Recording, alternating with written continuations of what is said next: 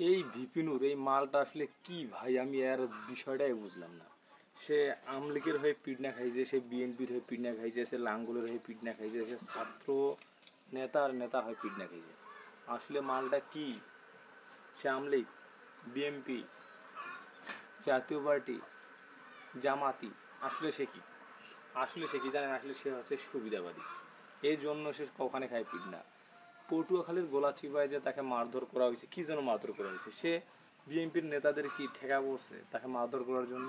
কোনো ঠেকা পড়ে নাই, কোনো কারণ পড়ে নাই। সে উস্কানিমূলক কথা বলছে। সে আসলে বর্তমান আমলিগ নেই, সে সবসময় কী চায় জানেন? সে সবসময় একটা টান টান উত্তেজনা চায়। সে আমলিগের ধারাভাষ্যকার হয়ে কিছু কথা বলেছে যেগুলো বিএনপির গায়ে কাটা বিঁধেছে। এই জন্য তারা সংঘর্ষ, সেখানে যদি তাকে পাইতে আছে জায়গাতে ডেট করে দিতে হয়। কারণ সংঘর্ষগুলো আপনারা সবাই ইতিমধ্যে দেখছেন যে আসলে বিষয়টা কি।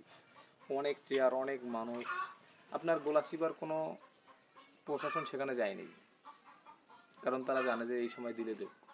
সেখানে গিয়েছে পটুয়াখালীর 5 থেকে 6টা সেনাবাহিনীর গাড়ি গেছে, গিয়ে তারা পরিস্থিতি নিয়ন্ত্রণ করছে। পটুয়াখালীর যে পুলিশ কর্মকর্তারা তারা সবাই গেছে, এবং কি সেখানে ওসি সহ গেছে। কিন্তু বিভিন্ন আচরণগুলো ছিল একবারে খুব খারাপ। সে কী বলছে? সে সেনাবাহিনীকে জিজ্ঞেস করছে, আপনারা জনগণকে ভয় পান? আপনারা তো বিএনপিকে ভয় পান, আপনারা চুপ করে আছেন, তাদেরকে কিছু বলছে না, তাদের ভয় এখানে গেছে। আবার সে এমনটাও বলছে যে সেনাবাহিনী বা আর্মির ভয়ে জনগণ মুইটা দোলাবাড়ি দিয়ে দুধ দিতে দিশা পায় না, অথচ আপনাদেরকে দেখে তারা কোনো ভয় পাচ্ছে না, আপনারা উল্টা ভয় পাচ্ছেন। মানে এরকম এসব কি ভাই? তারা সেখানে তোমার কাছ থেকে শিক্ষা গ্রহণ করতে গেছে নাকি? তারা কি জানে কীভাবে তোমাকে প্রোটেকশন দিতে হবে? তারা বলছে যে তারা রাস্তা ক্লিয়ার করা হয়েছে, আপনি যাবেন নিরাপদে, আমরা আপনাকে বাড়িতে পৌঁছে দেবো। কিন্তু সেই এই প্রশ্নের কোনো উত্তর না দিয়ে, কোনো কথা না বলে, তার মনে যেটা আসতেছে আর কি, সেটা মিডিয়ার সামনে সে অনর্গল বলতেইছে। কি এটা কি মগের মুলুক নাকি? আপনার কি প্রোটেকশন দেয়নি? 20 থেকে 30 জন পুলিশ, 40 থেকে 50 জন সেনাবাহিনী গেছে, তবু কি আপনার প্রোটেকশন হয় নাই?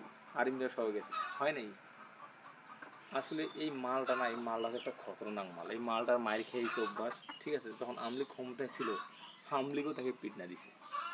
বিএনপি যখন ছিল, বিএনপিও তাকে রিমান্ডে দিছে।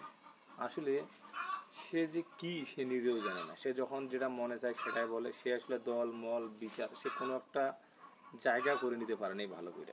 সে হয়েছে সমালোচনা।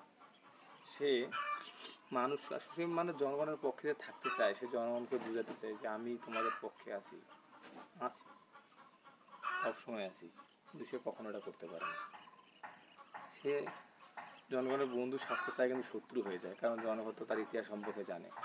সে মনে করে কীভাবে 2 নম্বরই ব্যবসা করছে বিদেশের বাইরে থাকতে, ঠিক আছে, দেশে কীভাবে সে মনে করে যে কোন দলের জন্য লোক কীভাবে কিনে, সব মানুষ জানে।